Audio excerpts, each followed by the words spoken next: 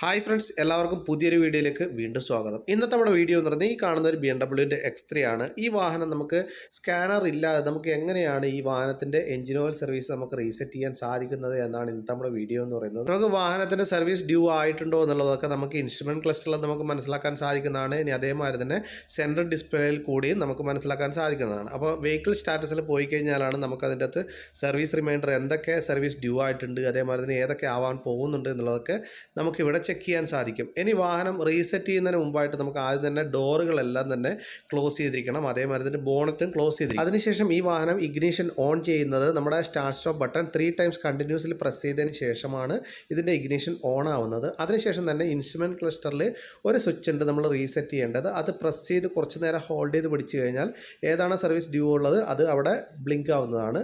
അപ്പോൾ ഇത് കണ്ടല്ലോ, ഇപ്പം ബ്ലിങ്കായി. ഇനി വീണ്ടും ഒന്നും കൂടി കൈവിട്ടതിന് ശേഷം വീണ്ടും പ്രസ് ചെയ്ത് ഹോൾഡ് ചെയ്ത് പിടിക്കുക. അപ്പോൾ പെർഫോം റീസെറ്റ് എന്ന് കാണാം. വീണ്ടും ഒന്നും കൂടി കൈവിട്ടതിന് ശേഷം വീണ്ടും പ്രസ് ചെയ്ത് വിടുക.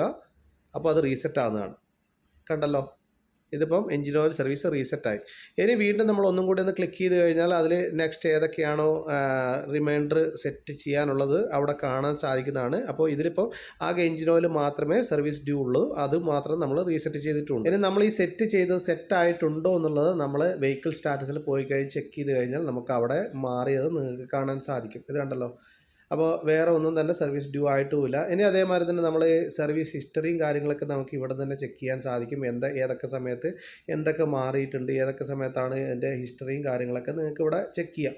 ഇനി ഞാനിപ്പോൾ വാഹനം സ്റ്റാർട്ട് ചെയ്തിട്ടാണ് നമ്മൾ ഈ വാഹനത്തിൻ്റെ എഞ്ചിൻ ഓയിലും കാര്യങ്ങളും ലെവൽ മെഷർമെൻറ്റ് ചെയ്യുന്നത്. അപ്പോൾ ഈ ഒരു വാഹനം സ്റ്റാർട്ട് ചെയ്ത് 2 മിനിറ്റ് ശേഷമാണ് ചില സമയത്ത് നമുക്കത് ചെക്ക് ചെയ്യാൻ സാധിക്കത്തുള്ളൂ. അപ്പോൾ ഇതിൻ്റെ അകത്ത് ഈ മെഷർമെൻറ്റ് എഞ്ചിൻ ഓയിൽ എന്ന് പറയുന്നത് ഈ സ്റ്റാർട്ട് മെഷർമെൻറ്റ് വൈറ്റ് കളറിൽ ആവുന്നത് വരെ നമ്മൾ വെയിറ്റ് ചെയ്യണം. ഇപ്പോൾ വൈറ്റ് കളറിലായതുകൊണ്ട് അപ്പോൾ തന്നെ ക്ലിക്ക് ചെയ്തു. ഇനി ഇത് 0 to 100 എത്തുന്ന സമയം നമുക്ക് വെയിറ്റ് ചെയ്യണം. കാരണം എന്നാൽ മാത്രമേ എത്രയാണ് അതിൻ്റെ മെഷർമെൻറ്റ് എന്നുള്ളത് നമുക്ക് അവിടെ കാണാൻ സാധിക്കത്തുള്ളൂ. അപ്പോൾ ഈ ഒരു വാഹനത്തിൽ തന്നെ 2 ടൈപ്പ് എഞ്ചിൻ വരാറുണ്ട്. ഒന്ന് 4 സിലിണ്ടർ വരാറുണ്ട്, ഒന്ന് 6 സിലിണ്ടറും വരാറുണ്ട്. ഈ ഒരു വാഹനത്തിൽ 4 സിലിണ്ടറാണ് വന്നിരിക്കുന്നത്. അതുകൊണ്ട് തന്നെ നമ്മൾ ഈ വാഹനത്തിൽ കൃത്യം 5 ലിറ്റർ ഓയിലാണ് നമ്മൾ ഫില്ല് ചെയ്തിരിക്കുന്നത്.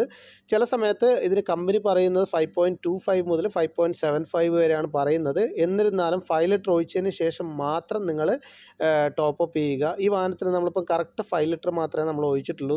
5 ലിറ്റർ ഒഴിച്ചതിന് ശേഷമുള്ള മെഷർമെൻറ്റാണ് നിങ്ങളിപ്പോൾ കാണാൻ പോകുന്നത്. അതുകൊണ്ട് ആരും തന്നെ ഓവർ ഫില്ല് ചെയ്യരുത് ഒരിക്കലും തന്നെ. ഇതിൻ്റെ അകത്ത് എഞ്ചിൻ ഓയിൽ ഫിൽറ്റർ നമ്മൾ റിപ്ലേസ് ചെയ്തിട്ടുണ്ട്. അപ്പോൾ ഇതിൻ്റെ അകത്ത് 5 ലിറ്റർ ഒഴിച്ചതിന് ശേഷമുള്ള മെഷർമെൻറ്റ് ഞാൻ കാണിച്ചു തരാം. ഇത് കണ്ടല്ലോ, മാക്സിമത്തിൽ തന്നെയുണ്ട്. അതിന് തൊട്ട് മുകളിലോട്ട് പോയി കഴിഞ്ഞാൽ ഓവർ ഫില്ലാകുന്നതാണ്. അതുകൊണ്ട് 5 ലിറ്റർ മാത്രം ഒഴിച്ചതിന് ശേഷം മാത്രം ചെക്ക് ചെയ്യുക. കൂടുതൽ നല്ല നല്ല വീഡിയോ ഒക്കെ ആയിട്ട് ചാനൽ സബ്സ്ക്രൈബ് ചെയ്യുക, സപ്പോർട്ട് ചെയ്യുക.